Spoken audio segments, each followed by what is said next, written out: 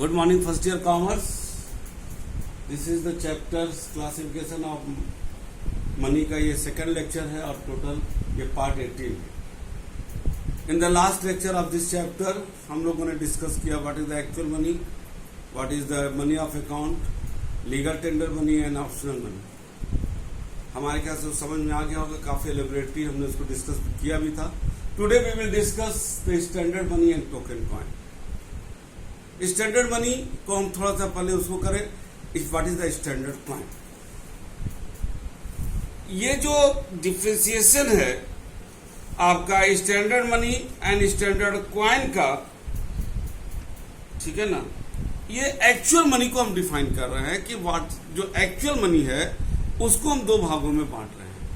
That is the standard money और token coin. Standard money को हम जब बात करें तो उसके पहले हम लोग स्टैंडर्ड कॉइन की बात करें कि what is the standard coin. Standard coin ध्यान से सुनना कि इसमें कई टेक्निकल वर्ड आएंगे. Standard coin is the full bodied money. Full bodied का मनी का मतलब होता है जिसका एक्सट्रिंग EX, ध्यान देना इसको, एक्सट्रिंग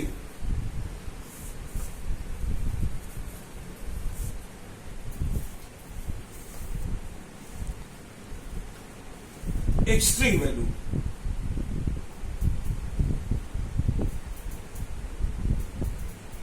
स्ट्रिंग मतलब होता है फेस वैल्यू. और आपका जो है दूसरा होता है interesting EINTRINSIT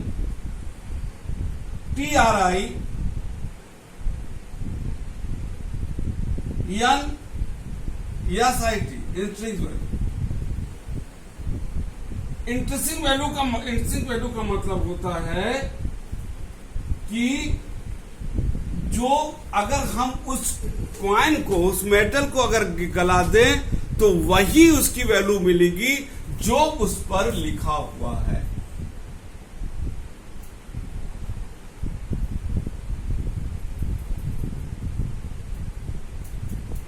again I am repeating, ये इंपॉर्टेंट शब्द है. फुल बॉडीड मनी का मतलब होता है कि व्हेन द एक्सट्रिंग वैल्यू और intrinsic value both are the same. Extrinsic value का मतलब होता है द फेस वैल्यू जो उस मुद्रा पर, उस कॉइन पर छपा हुआ है. जैसे मान लीजिए कि 100 रुपया का सिक्का है तो एक्सट्रिंग वैल्यू क्या है, उस पर 100 रुपया लिखा, that is extrinsic value, that is the face value. Intrinsic value क्या, इंटरेस्टिंग वैल्यू क्या होता है कि अगर हम उसको गला दें और सेम वैल्यू अगर मिल जाता है 100 रुपए गलाने पर तो उसको जो है हम लोग कहेंगे इंटरेस्टिंग वैल्यू. तो फुल बॉडीड मनी का मतलब होता है आपका when the face value that is the extrinsic value and intrinsic value both are the same. Standard coin is the principal money of the country. Principal money of the country का मतलब होता है किसी देश मुद्रा, किसी भी देश का वो मुख्य मुद्रा होता है, यानी इस देश की मुद्रा की पहचान उससे होती है. जैसे इंडिया में रुपया होता है. दैट इज द एक्सट्रिंग और स्ट्रिंग का वैल्यू. तो प्रिंसिपल मनी भी समझ में आएगा. तीसरा जो होता है it is the unlimited legal tender money. ये अनलिमिटेड लीगल टेंडर होता है कि no one can reject it, he will have to accept it up to any extent. ठीक है ना. It is the unlimited legal tender money. तो यहां पर आपने देखा it is the full bodied money. तो फुल बॉडीड मनी का मतलब होता है कि उसमें दोनों वो बराबर बराबर चला, ठीक है ना. लेकिन अब यहां पर आता है कि इसको हम अभी जो बात कर रहे थे that is the standard coin. लेकिन जब हम स्टैंडर्ड मनी की बात करते हैं तो जब हम कॉइन मेटेलिक मनी में जब हम पेपर मनी को जोड़ देते हैं तो बन जाता है स्टैंडर्ड मनी. याद रखना, यदि क्वेश्चन पेपर में आपका एग्जाम होता है तो क्वेश्चन पेपर में स्टैंडर्ड कॉइन अगर दिया है तो आप मेटेलिक मनी के बारे में लिखोगे. लेकिन अगर आपका स्टैंडर्ड मनी दिया है, नॉर्मली स्टैंडर्ड मनी दिया जाता है, तो आप स्टैंडर्ड कॉइन लिखने के साथ ये जरूर लिखना कि when the metallic money when we add the paper money that become the standard money. ठीक है ना. तो स्टैंडर्ड मनी अब हम इसको फिर से डिफाइन कर दे. Standard money is the full bodied money. It is the principal money of the country and it is the legal form में it is the unlimited legal tender money. देखो यहां पर उसको जो एक्सट्रिंग वैल्यू होता है that is the too costly होगा। वहां पर आपको अगर कॉइन को छापना है तो उसको सरकार को एक उतना जो भी एक गोल्ड है, silver, that is the precious. Extreme और एक्सट्रीम वैल्यू जो होता है वो तभी हो सकता है कि जब हम प्रेशियस मेटल को, सोना चांदी से ही उस सिक्कों को बनाएं, तो it will be very costly. ये निगेटिव पॉइंट भी हो सकता है, it will be very costly and it will be the heavy burden on the exchequer of the government. Exchequer का मतलब दैट इज द राजकोष, जो गवर्नमेंट का फंड होता है, उसको काफी वो उस पर बोझ पड़ सकता है। तो यहां पर there is a no flexibility before the government. No flexibility का मतलब होता है कि गवर्नमेंट अपने मन से जितना चाहे वो बढ़ा नहीं सकती, क्योंकि उसको जो है सोना चांदी उतनी मात्रा में उसको खरीदना पड़ेगा।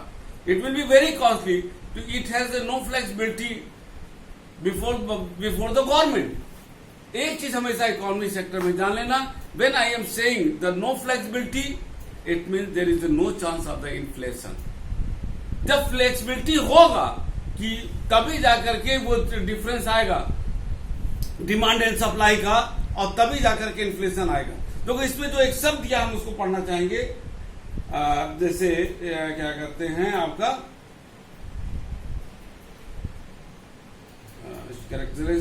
एक चीज ये free coinage of the standard coin, कि जब ये स्टैंडर्ड कॉइन था, यहाँ पर सॉरी स्टैंडर्ड कॉइन के संदर्भ में मेटेलिक मनी का जो अब वैसे ही कैरेक्टरिस्टिक आजकल नहीं है, कोई भी व्यक्ति सोना चांदी ले जा सकता है।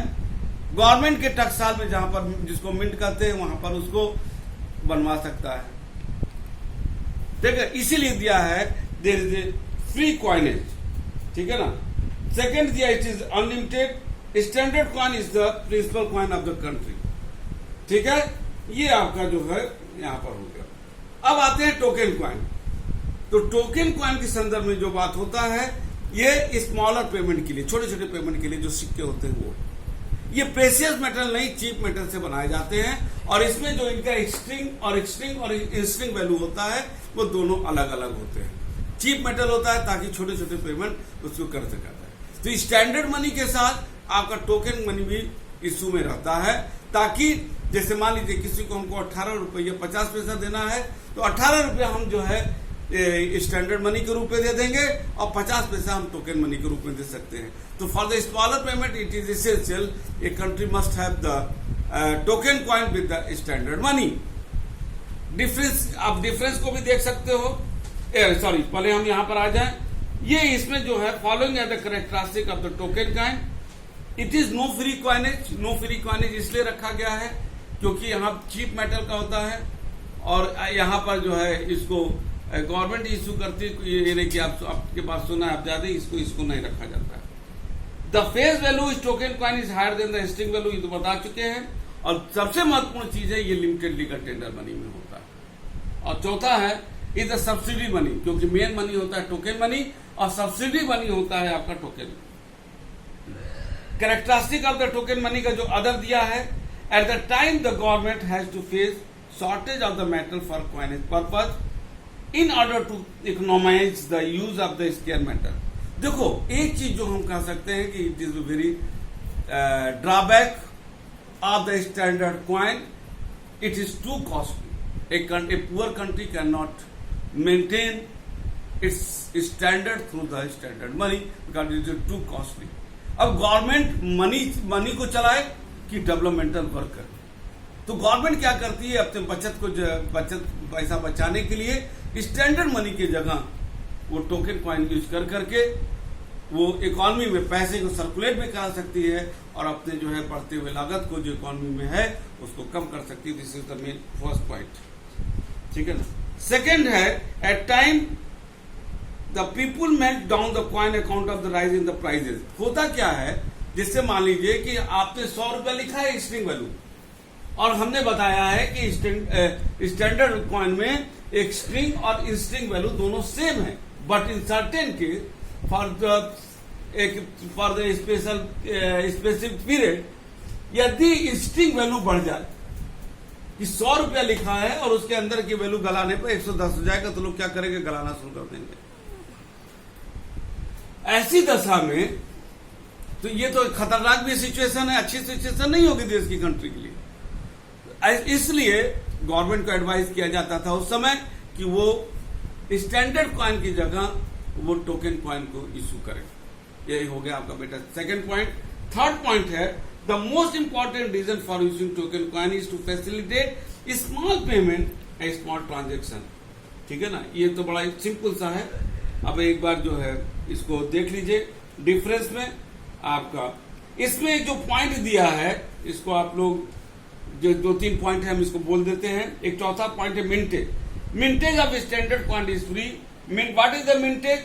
जो बनाया जाता है उसका, जहां पर जो जैसे मान लीजिए रिजर्व बैंक है वो जहां बनाता है उसको मिंट करते हैं, जहां जो प्रोसेस होता है उसको मिंटेज समझना होगा। जो आपका नेक्स्ट चैप्टर है कॉइनेज उसमें जाकर के इसको समझ लीजिएगा। इसमें एक छठा पॉइंट है, इसको भी मैं बोल देता हूं। The exchange rate of currency between the two countries establish by the standard coin. किसी भी देश की जो दूसरे देश की मुद्रा का जो मूल्य निकाला जाता है वो स्टैंडर्ड कॉइन से निकाला जाता है, टोकन कॉइन से नहीं निकाला जाता है। अब ये हो गया बेटा, आपको पता लग गया what is the standard money and standard coin. अब एक जो बहुत एनालिटिकल पॉइंट आता है कि whether the standard money Indian rupee is the standard money. अब आप देखो कि भारत की जो मुद्रा होती है अनलिमिटेड लीगल टेंडर मनी भी है, फ्री क्वाइनेज तो नहीं है क्योंकि वो ऑलमोस्ट सबके लिए खत्म कर दिया गया है गवर्नमेंट, उसको नहीं, अब कोई नहीं अपना कागज लेके अब रिजर्व बैंक से कहे हमारा नोट छाप दीजिए, ये नहीं हो सकता। तो अनलिमिटेड लीगल टेंडर मनी तो है ही है और principal money of the country है, लेकिन फुल बॉडी नहीं है। इसका मतलब है कि पार्शली तो स्टैंडर्ड मनी है क्योंकि फुल बॉडी नहीं। तो क्या ये टोकन मनी है? क्योंकि कोई भी सिक्का भी जो यहां इशू किया जाता है वो आपका जो है चीप मेटल का होता है ताकि लोग गला ना सके। तो आप देख रहे हो कि स्टैंडर्ड मनी जो हमारी इंडियन रुपीज है वो स्टैंडर्ड मनी और टोकन मनी के दोनों में आती है। तो आपका आंसर हो जाएगा स्टैंडर्ड मनी, और ये it is the combination of the standard money and the token coin. लेकिन एक चीज जो इस किताब में नहीं दिया, मैं बोलना चाहूंगा उसको अलग से, कि जो एक गैप है रिजर्व बैंक ऑफ, जो ये गैप है फुल बॉडी मनी का, जिसमें जो है हमारे यहाँ एक्सटिंग वैल्यू काफी ज्यादा है। एक्सटिंग वैल्यू मतलब कि 500 रुपया का नोट छपा तो है, लेकिन अगर उसको कागज के रूप में आप यूज करो तो 5 पैसे का भी नहीं मिलेगा। दैट इज एक्सटिंग वैल्यू और existing value, there is a lot of difference the face value and the existing value, there is no वहां कंपेरिजन ही नहीं है। ये बहुत बड़ा एक ड्रॉबैक है और one of the important characteristic of the Indian money. लेकिन एक चीज ध्यान देना, रिजर्व बैंक ऑफ इंडिया हर नोट पर एक्सेप्ट द 1 रुपी नोट्स, क्यों हम लोग आगे पढ़ेंगे, वो रिजर्व बैंक ऑफ इंडिया का गवर्नर कहता है I promise to pay the bearer the value of sum, मान लीजिए 500 का सम 500 रुपी। यानी कि कोई भी व्यक्ति रिजर्व बैंक ऑफ इंडिया से बैंकों से उस नोट के बदले में उतना रुपया प्राप्त कर सकता है।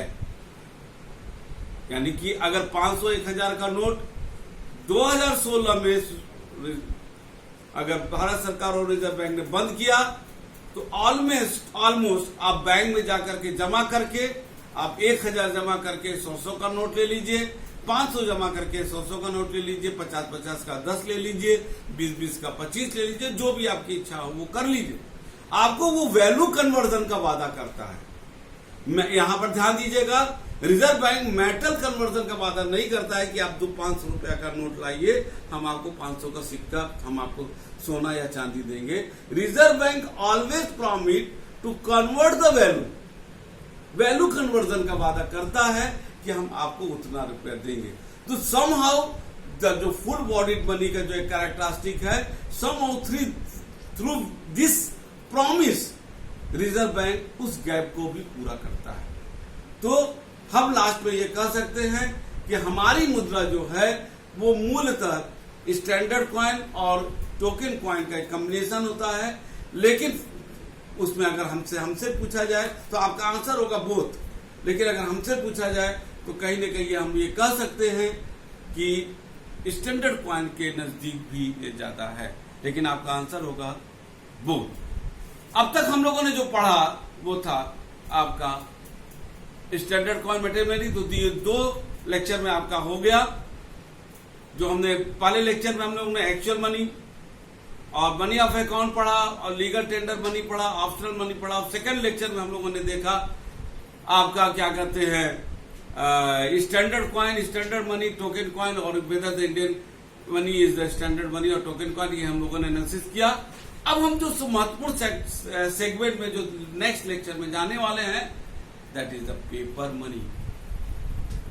पेपर मनी क्या होता है जानने को तो आप देखते ही पेपर मनी क्या है और उसके कितने प्रकार के काइंड्स ऑफ पेपर मनी, जैसे रिप्रेजेंटेटिव, कन्वर्टेबल, इनकन्वर्टेबल और फिएट पेपर मनी, इस पर हम लोग डिस्कस करेंगे और पेपर मनी के एडवांटेज और डिसएडवांटेज। तो अब हम लोग नेक्स्ट क्लास हमारा बहुत महत्वपूर्ण होने जा रहा है क्योंकि पेपर मनी सर्कुलेशन में है और उसके बारे में हमको वास्तव में टेक्निकल जानकारी हम लोगों को नेक्स्ट लेक्चर मिलेगी। तब तक के लिए आप तो अब घर पर रहिए, स्वस्थ रहिए, मस्त रहिए, पढ़ाई करते रहिए और जो आज सैटरडे जो आपका सैटरडे को आने वाला है क्वेश्चन आंसर सेशन, जो भी चीजें नहीं समझ में आया होगा उसको निश्चित पूछेगा। तब तक के लिए good bye and thank you.